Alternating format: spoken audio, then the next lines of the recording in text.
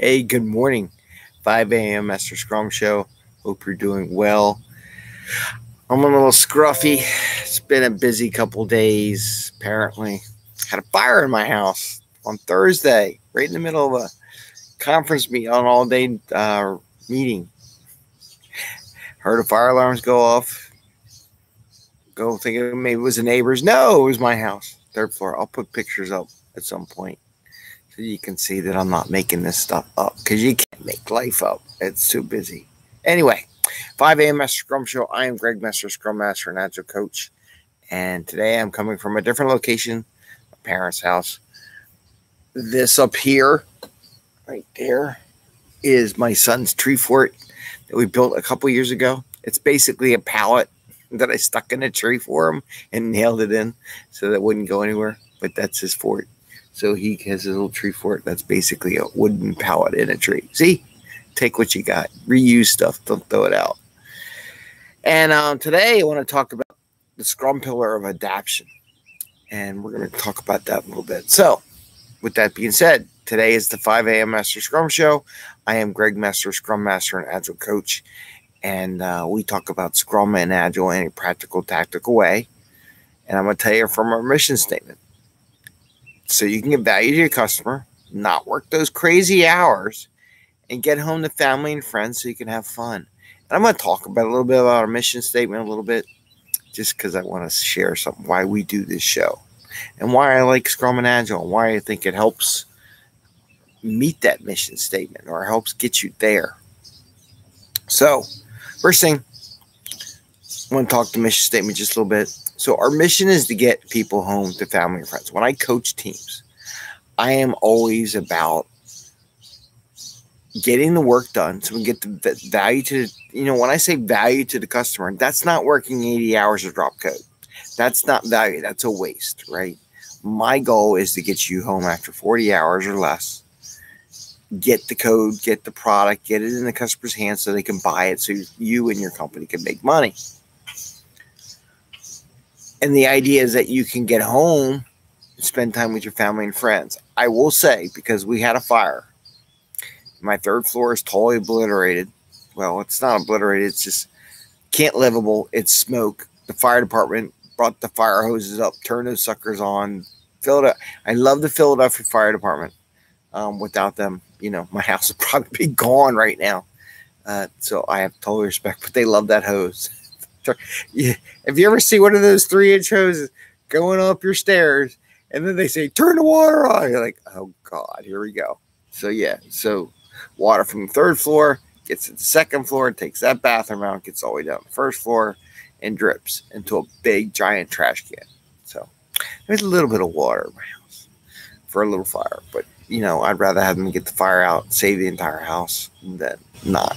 So thumbs up to the Philadelphia Fire Department for doing the things they do. Appreciate y'all very much. It's nice living next to a fire department, by the way, fire station. It's a good part of town. So I don't know where I'm going to be doing the show and how often we'll be doing the show. It's going to be different, but yeah, we had a fire. But going back to the mission, here's a couple things. Why do I say get home to family and friends? One, because there's more to life than work.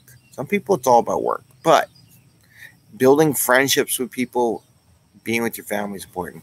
Like right now, staying at my parents' house. Yeah, they live out in the suburbs.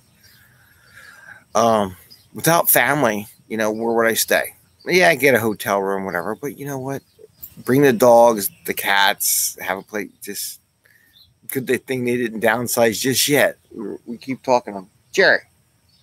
Over there, Jerry's all crying at the door because he wants to go out chase bunnies. But without the family, we wouldn't have a place to stay. So the idea of being with family and friends, your own kids, parents, brothers, sisters, whatever you got, go visit them. But also friends. I will say, my neighbor, Patty, I'll say his name, Patty. Anyway, and my other neighbors across the street, there's John. There's everybody coming out to help. Not having time to establish a relationship with your friends and neighbors is a loss Because having them, even though, it's like, we can do, he's offering me a beer. It's like, I got to do a lot of things, but I'm definitely going to drink you up with a beer. But, just going through the day, the fire department's here. Everybody's out there looking. Oh, comes Jerry. There's Jerry. Jerry, say hi. There's Jerry. Just being allowed to sit in an air-conditioned house because power in my house is gone. There's no power in the office and all that kind of stuff. I got to figure all that out until they get the check, make sure it wasn't electrical fire.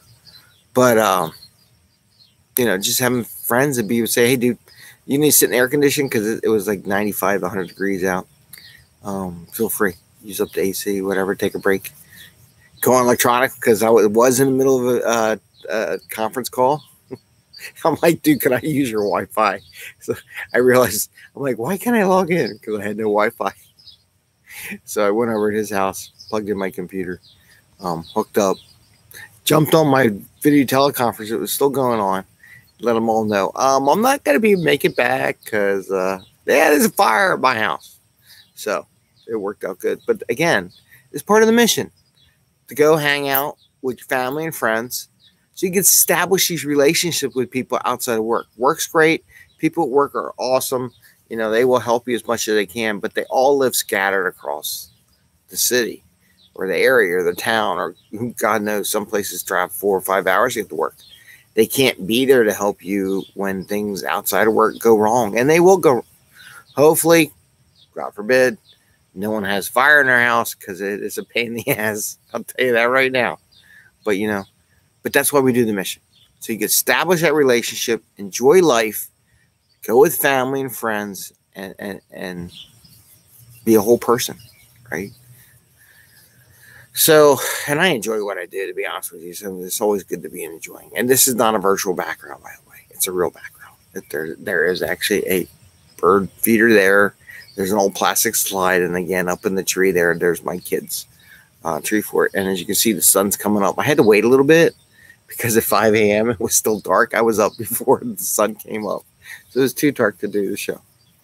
And I came out here because it's quieter. Because I have to do this before everybody wakes up. Because it's not going to be good. Right, Jer? So anyway. So that's my story for today. The kicker in. Now what the original topic is. Adaptation. Because we're talking about Scrum pillars. Didn't get to do it yesterday. Didn't do the fortune cookie. My fortune cookies are in my office. Office is fine. All my computer stuff's there. It's all fine. It was just the third floor. So I don't have fortune cookies today. I have to pick some up, and we'll do that. But the adaptation. So we're talking about the 3 Scrum pillars. Transparency, inspection, and adaptation. Oh, and by the way, this is our 667th episode. So of those, we're in the last one, adaptation. There is a sentence in the Scrum Guide, and that's why I say everybody should read the Scrum Guide every once in a while. It reinvigorates stuff that's out there. Scrum team is expected to adapt the moment it learns anything new through inspections. And we talked about the inspection process the other day. We talked about the retro. We talked about inspecting work, whatever. But here's what people don't get. Scrum is about adapting to what they find. How many times I help coach teams that do retros and don't adapt? I mean, seriously, take it freaking serious for adapting to what they learn in the retrospective. Make it a PBI item. Make it in your backlog. Make it an item, put points on it, and work it like you would work anything else that's in your backlog. It's so critical. That sentence right there is what I just said. A Scrum team is expected to adapt the moment it learns anything new through inspections. And the way that's set up is that it's supposed to, I don't know what the dog's looking at.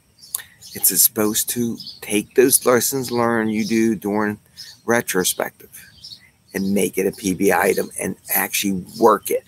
You're expected to adapt. Adapt means we're going to try something new. We're going to do something based on what we saw during the inspection process. Something you see in your burn down chart. Something. We're going to do something. We're going to make it happen. It's, oh, well, we can't really fix it. That is not what's expected in a Scrum team. And this is what coaches, this is what Scrum Masters miss out when they do Scrum. This is how Jeff Sutherland gets twice as much work done in half the time, because every sprint you're adapting. And it's so critical, and it's so not emphasized with the teams. We can go through, oh, here's the ceremonies, here's everything.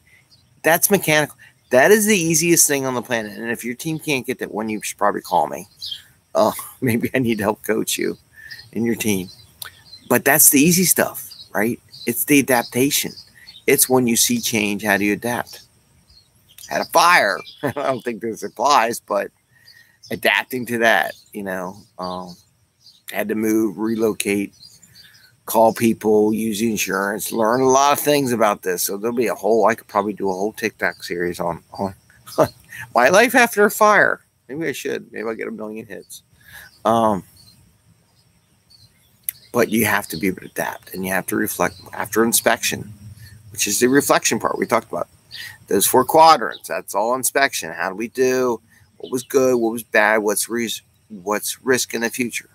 The adaptation part is now doing something, right? So now we got to do something based on what we saw. So, and this dog is shedding like a storm. But that's what I'm going to share with you today. I want to make sure everybody understands that. I think it's important because, again, this is getting you home. If you're able to do twice as much work in half the time, what did I just say? Half the time. And twice as productive. This is how you get home to family and friends and establish those relationships. So, God forbid, your house catches on fire, you have relations with human beings to help you through it. It's very important. That's why the mission's there. I didn't want to live my mission statement. I just enjoyed having fun with them, drinking a beer, going on vacation. But sometimes you need it when you really need it. When people pass, get fires, hurricanes, tornadoes, storms, floods, So that's part of why we do this show. Anyway, I want to wish you all a happy day, happy scrumming, and take care of everything. And we'll be doing all kinds of weird stuff lately because, one, we're out in the middle of suburbs. Treefort. Maybe we should do a show. I don't think I could get in Treefort. I think it'll fall. I think I need to build him a new one. And we'll see from there. Okay. Take care, everyone. Enjoy.